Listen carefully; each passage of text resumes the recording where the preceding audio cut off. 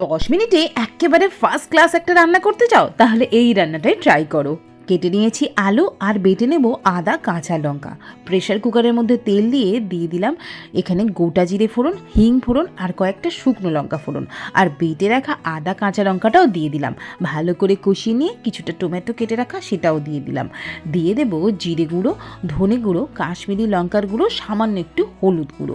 ভালো করে কষিয়ে নিয়ে 2 চামচের মতো টমেটো কেচাপও দিয়ে দেবো।